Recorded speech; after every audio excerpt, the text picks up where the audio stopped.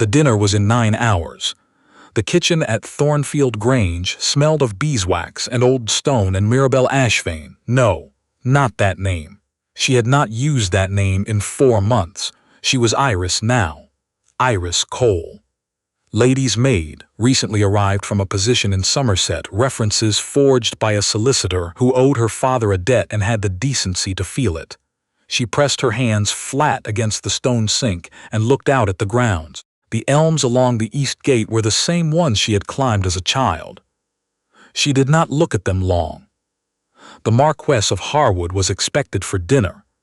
She had heard it from Mrs. Rendell, the housekeeper, who had heard it from the steward, who had been in a state of barely suppressed panic since Tuesday. The Marquess was not a man who arrived with low expectations. The entire house had reorganized itself around his coming the way a river reorganizes around a stone, quietly, without being asked, as if it had never run any other way. Louisa did not know she was here. That was the point. Louisa Pemberton, Louisa Ashvane, by blood and by right, though the name would mean nothing to her now, had taken possession of Thornfield Grange 14 months ago, when their father's will had been read aloud in a solicitor's office in Edinburgh, and the world had rearranged itself without warning.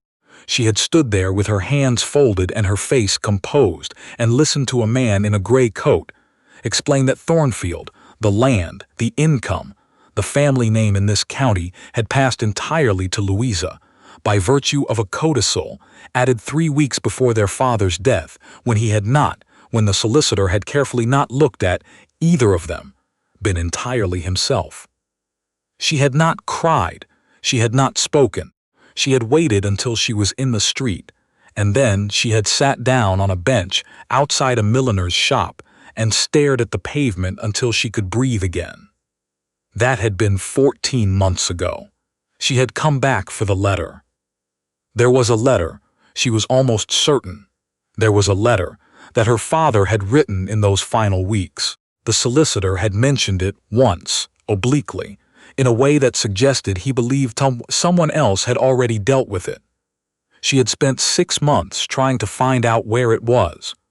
She had spent another 4 getting herself into this house. Mrs. Rendell had accepted her references without excessive scrutiny. There was always a shortage of good ladies' maids in the country, and Louisa, the other Louisa, the one who lived upstairs, had particular requirements. She changed her dress 4 times before any significant social occasion. She could not tolerate a maid who rushed. Iris Cole did not rush. She had her father's patience. It was not always a comfortable thing to have. The Marquess arrived at 6:30, which was, Mrs. Rendell informed the kitchen with some relief, 20 minutes earlier than his usual time. This was apparently a sign of favor. The cook, a broad, unhurried woman called Mrs. Tatch, received this information with the same equanimity she applied to everything, and continued reducing the sauce. She watched from the upper landing as the carriage came through the gate. He was taller than she had expected. She had formed, from household gossip, a picture of a man who was imposing in the way that powerful men sometimes were, wide, heavy, loudly present. The Marquess of Harwood was none of these things. He was simply tall and still, and he had the particular quality of someone who does not need to announce himself because rooms tend to quiet down on their own when he enters them. Louisa came down the stairs to receive him in the blue dress. She had chosen it herself, which meant she had changed into it 40 minutes ago after rejecting the green, the ivory, and something in pale gold that had been returned to the wardrobe still pinned. She was 26, and she had been trying for the better part of a year to make the Marquess of Harwood notice her in a way that was permanent and legal, and registered at a church. She was not doing badly. He was here, after all. And she pressed herself back against the wall of the landing and watched Louisa greet him. She watched him bow. She watched him present a small, wrapped parcel, something for the house, wrapped in brown paper with the kind of efficiency that suggests a man whose secretary is better at gifts than he is. And she watched Louisa accept it with the precise warmth that stops just short of eagerness. She had once believed Louisa was simply shallow. She understood now that Louisa was, in her way, very clever. The shallowness was a performance. Underneath it was something quite deliberate. She went back downstairs before she was seen. She had been in the house 11 weeks when she found the first piece of it. Not the letter. Not yet. But a name written in her father's hand on the back of a household account from the year before he died. The name of a man, and beside it, in smaller writing, the matter of the will, resolved as discussed. She had been folding linen. She had refolded the same sheet 4 times before she trusted her hands. The name was a solicitor in Halifax. Not the one who had read the will. A different one. She put the account back where she found it, and did not sleep that night, which was not unusual. The dinner was not her concern, except that it was. She had been assigned to attend Louisa before and after the meal, to help with her hair beforehand, and to be available if she wished to change after the guests had gone. The guest list was small.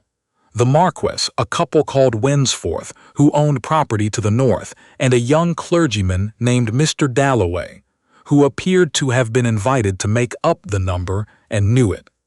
She came to Louisa's room at 5, when she had been told to come. The room smelled of rosewater and something sharper underneath. Something nervous, she thought, though she might have been imagining it. Louisa was already seated at the dressing table. Her reflection looked up. "You're prompt," Louisa said. It was not quite a compliment. "I try to be, Miss Pemberton." "Mrs. Rendell says you have very neat hands." "Mrs. Rendell is kind." Louisa turned back to her own reflection and studied it with the frank assessment of a woman who does not suffer from false modesty about her own appearance. She was beautiful. She had always been beautiful, even as a child, in the way that sometimes seems slightly separate from the person, as if the face had been issued to her rather than grown. She picked up the brush and began. This was the part she had not anticipated when she planned it, how ordinary it would feel. She had expected rage or grief, or at minimum a constant low hum of injustice.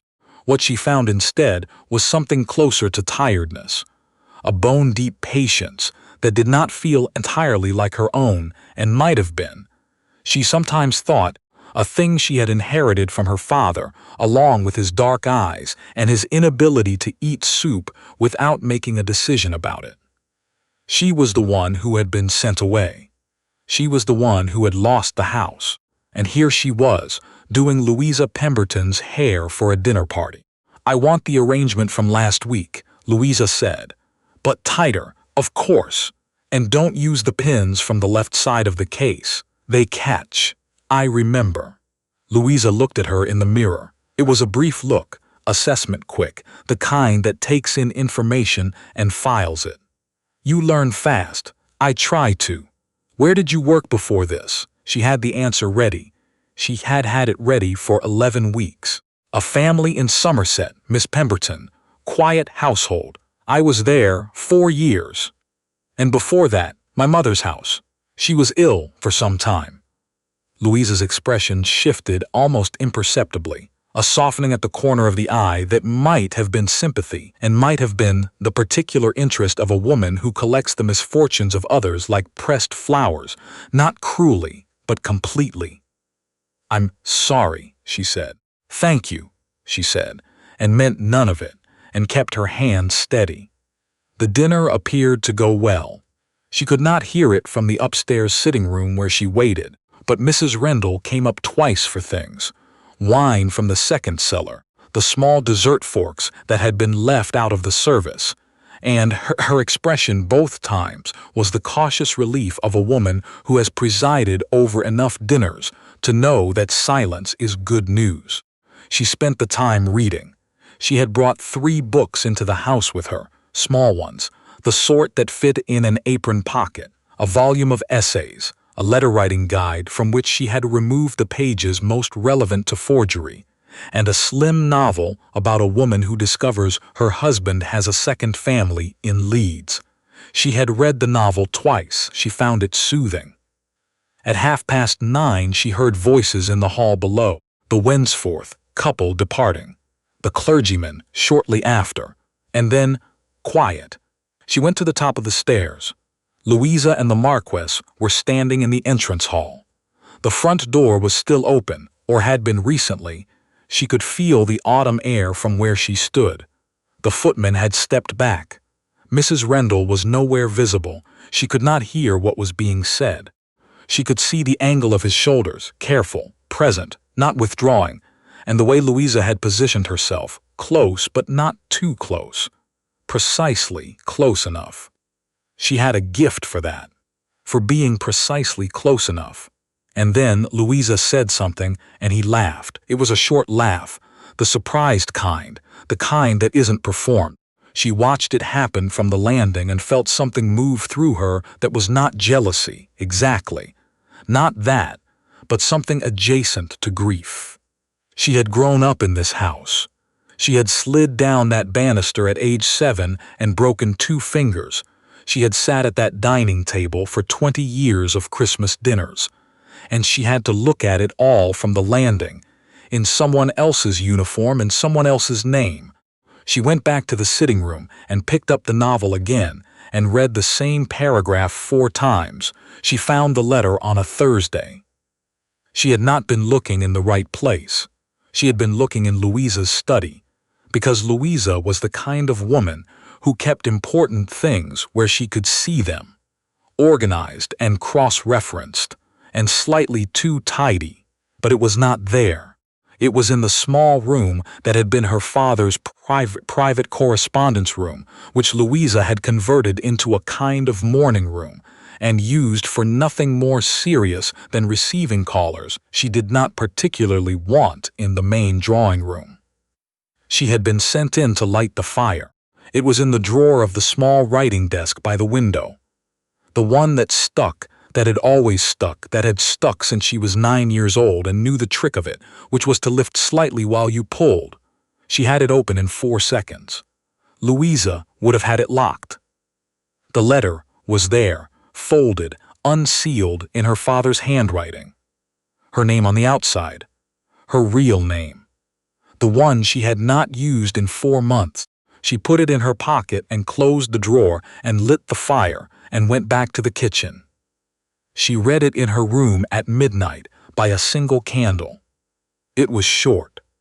Her father's letters were always short, he had believed, with the conviction of a man who had been a solicitor's clerk before he was a gentleman, that the point of a letter was to arrive at the point. It said that he had not been well. It said that he was aware the codicil would be a shock. It said, and here the handwriting changed slightly, the way his writing always changed when he was tired, letters losing their lower loops, that the codicil was not freely made, that there was a man named Cresswick, that Cresswick had a document he should not have had, that he was sorry, that the name of the second solicitor, the one in Halifax, was a man called Alderton, and that Alderton had a copy of the original will, the real one, and had been told to keep it until she came. I could not see a way through, he had written, in those slightly collapsing letters. I believe you will. She sat for a long time with the letter in her hands. She had come here for this. She had planned for this. She had forged references and learned to dress a stranger's hair and memorized the position of every significant document in this house, and she had found it. She was still sitting there when the candle burned down. The following week, the Marquess returned. He came on a Wednesday, not expected, which threw the household into a low-level emergency that manifested as Mrs. Rendell walking very quickly everywhere, and the cook reducing 2 sauces simultaneously. She was in the library returning books, one of her regular duties, since Louisa used the library mostly for the impression it gave, and the actual placing of books fell to whoever was nearest.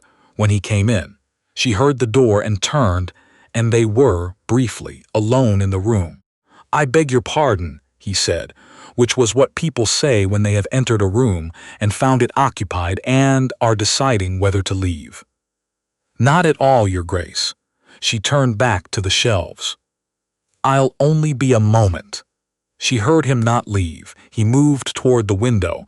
She could track it by the slight change in air, the way the light shifted, and stood there for a moment. She could feel him noticing things, the way some people do, not aggressively, not the way it's surveillance, but the way it is when someone is simply paying attention. "You're the new maid," he said. It was not quite a question. "Lady's maid, Your Grace. Iris Cole. How long have you been at Thornfield?" 11 weeks, Your Grace." She put the last book on the shelf and turned around, because there was no professional reason not to, and because not turning around would have been more conspicuous. He was looking at her in the way she had expected, the polite enough attention of a man who is used to noticing servants as a category and has briefly, for some reason, noticed one as an individual. She returned it with the neutral expression she had been practicing for 11 weeks, present, composed, uninformative. "It's a well-run house," he said. "Mrs. Rendell runs it very well, Your Grace. You're from the South?" She had prepared for this. "Somerset, Your Grace." He nodded, and she thought that was the end of it. She moved toward the door with the measured, non-intrusive step she had developed, the step that says, "I am leaving now," in a way that cost you nothing to ignore, and had nearly reached it when he said, "My sister had a maid who had worked at Thornfield about 7 or 8 years ago. Said it was a different household then, different family." She stopped walking. She made herself turn around at a normal pace. "I wasn't here then, Your Grace." "No," he said. He was watching her again, not the polite category watching of before. Something more considered. "I know." She did not let anything show. She was almost certain she did not let anything show. "I hope your position here is a comfortable one," he said, and it was said easily, pleasantly, in the way that closes a conversation rather than opening one. And she said, "Thank you, Your Grace," and left the room. In the corridor, she walked to the end, turned the corner, and stopped. Her heart was going faster than it should. She waited until it didn't. She did not know what. She needed to know what. There were 3 more weeks before she had everything she needed. She wrote to the solicitor in Halifax under her real name. She was, she told him, aware of the arrangement. She was prepared to come to Halifax. She needed only to know that the document still existed. He wrote back in 4 days. It still existed. He had kept it, as he had been asked to keep it, for 14 months, and he was relieved, he said in language carefully drained of all sentiment, to finally receive this letter. She read it twice and burned it.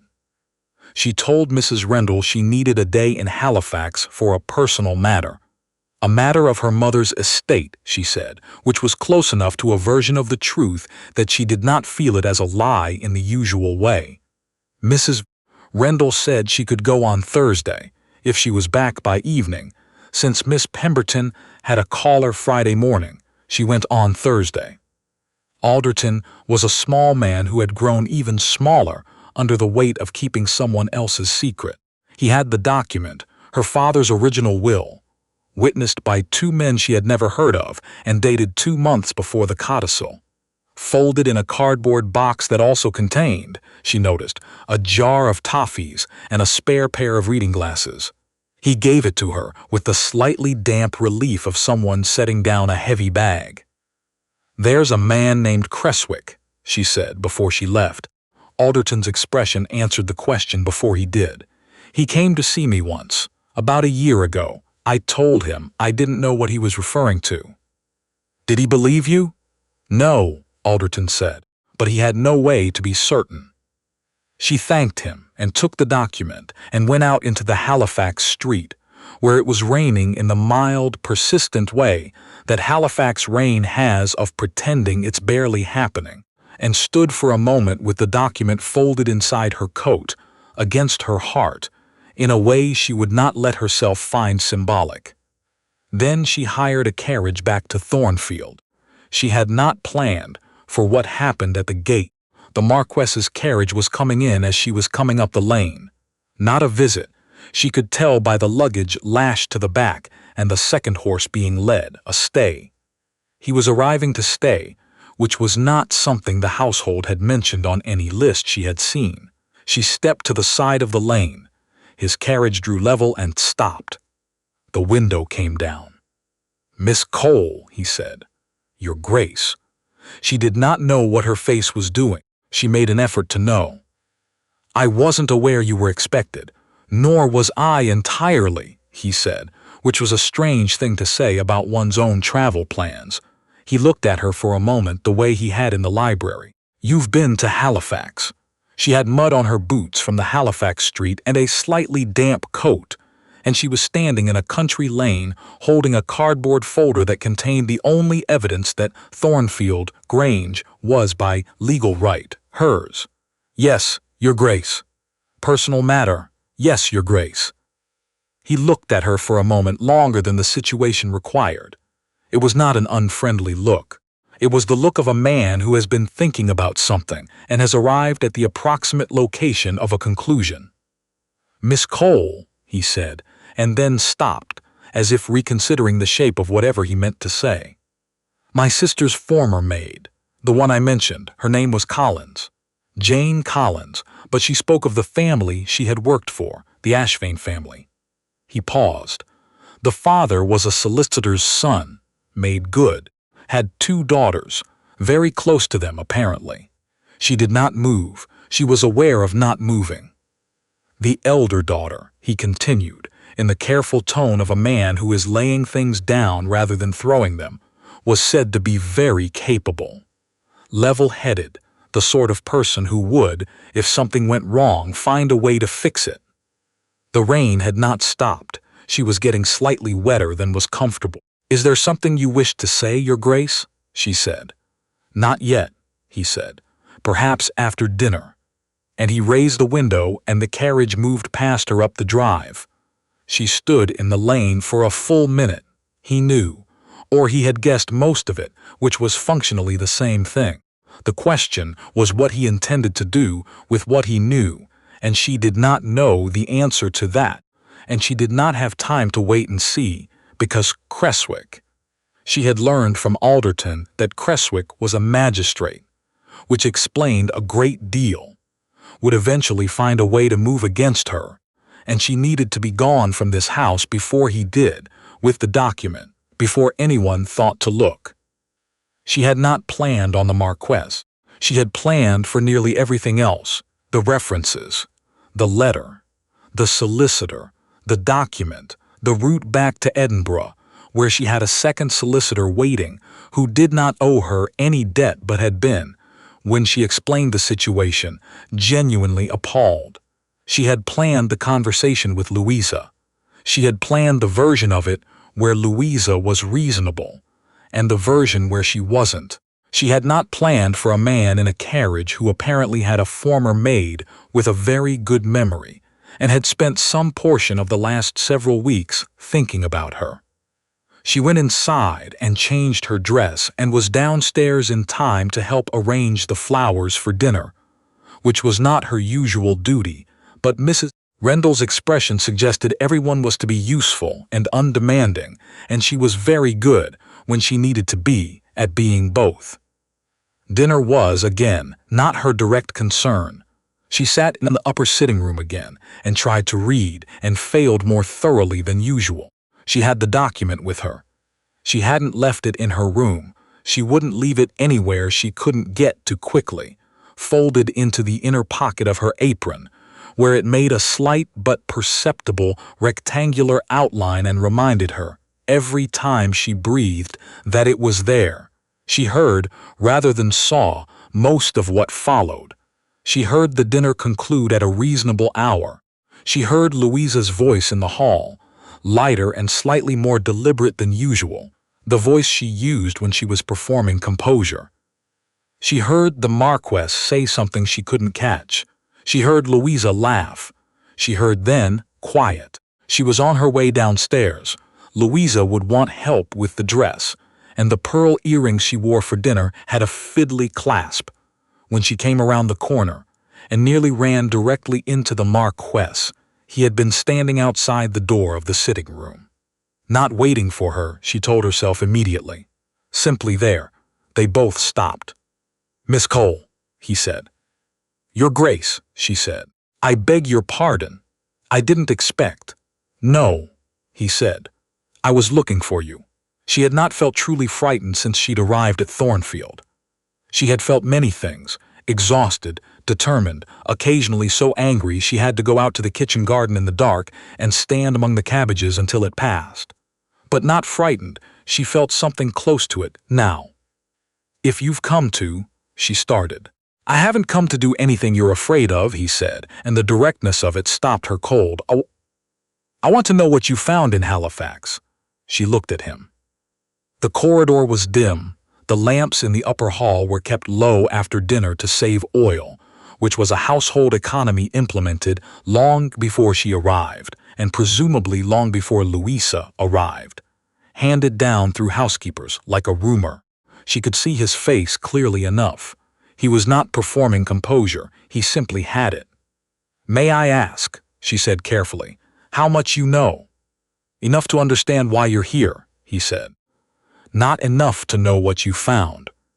She considered this for a moment, considered him, the steady quality of his attention, the fact that he had come looking for her rather than going to Louisa, which told her something, though she was not yet sure what. She reached into her apron pocket and took out the document. He looked at it. He did not reach for it. "My father's original will," she said, "witnessed, dated, before the codicil. The codicil was obtained under duress. A man named Cresswick held a document that could have ruined my father's reputation. The original will leaves Thornfield to me. The second solicitor in Halifax has been keeping it for 14 months. He was quiet for a moment. "And Cresswick, I believe that can be dealt with. He's a magistrate, which means he has more to lose than he thinks." Another silence. Not an uncertain one. "You've been in this house 11 weeks, he said, "in someone else's name, going through the correspondence and doing Louisa Pemberton's hair, to find this. Yes, and you were going to leave, with the document. And then what?" "Take it to Edinburgh," she said. "I have a solicitor there who has reviewed the situation. He believes the codicil can be challenged. It will be slow. It will be expensive. But it can be done." He was watching her in the way he had from the beginning, not aggressively, simply attending. She had the sense, again, that he was coming to a conclusion he had mostly already reached. "You didn't come to me," he said. "I don't know you." "No," he said. "But you know who I am." She did. She knew what his name could do, attached to a legal challenge. She knew what it would mean for Cresswick to find the Marquess of Harwood sitting on the other side of a solicitor's table. She had not let herself consider it, because considering it would have required trusting something she did not have grounds to trust. "I don't ask for things I haven't earned," she said. Something moved across his expression. It was brief and not quite readable, and she thought, later, that it might have been the moment. "Then let me offer," he said, "which doesn't require you to ask." She looked at him for a long moment. "Why?" she said. "Because it's right," he said, simply. And then, after a pause, "and because I'd like to." She had not cried since the bench outside the milliner's shop in Edinburgh.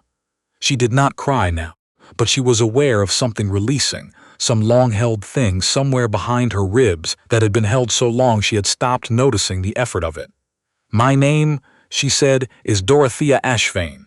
She stopped. That was not right either. She had given a name from the list. She reached for another. Her name was Harriet Ashvane. She had not said it aloud in 4 months. She said it now. No, wait. Harriet was in the file. She almost smiled. Not quite, but almost. Her name was Wren. No. Wren Ashby was in the file, too. She let out a slow breath and tried again. Her name was Lottie Ashvane. She had been called that since she was 4 years old by her father, who said the full name, Charlotte, was too long for someone who moved as quickly as she did. "Charlotte Ashvane," she said. The Marquess nodded, as if this were the most natural thing in the world, as if she had simply been introduced at a dinner party, and he was committing the name to memory the way one does with names one means to use again. "Charlotte," he said, and that was all, and it was enough. It took 4 months. There were solicitors in 3 cities, correspondence she did not entirely understand, but that her Edinburgh solicitor translated for her in plain, honest language. There was a confrontation with Cresswick that she was not present for, but heard about afterward in a letter that used the phrase "considerably subdued" in a way that gave her considerable satisfaction. Louisa, when she was told, by the solicitors, in a formal meeting in Edinburgh, that Charlotte did not attend, was not apparently entirely surprised.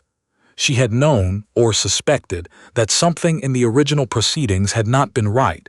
She had not asked. Charlotte had spent some time deciding whether to be angry about that, and had concluded finally that anger at Louisa was a thing she had used up, and that the energy was needed elsewhere. She was in Edinburgh when the final paperwork was completed.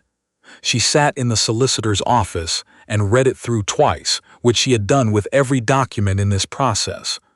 And then she folded it and put it in her bag. "Well," said her solicitor, a man called Mr. Farley, who had been appalled for 4 months and had channeled it into a productivity she found genuinely impressive.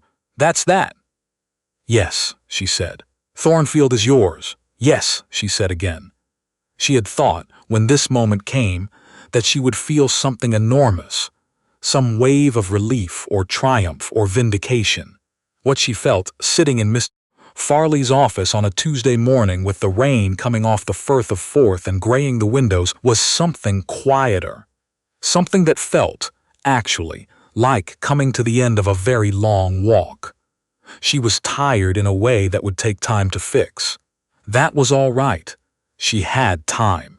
She arrived at Thornfield on a Thursday afternoon. The elms along the east gate were beginning to turn. October coming in the way it does in the north, not suddenly but steadily, the green going amber, edged and then amber, and then the particular russet that means it's serious. She had not told the household she was coming. She had considered it. Had considered sending word giving Mrs. Rendell time to prepare, arriving to something organized and expected. She had decided against it.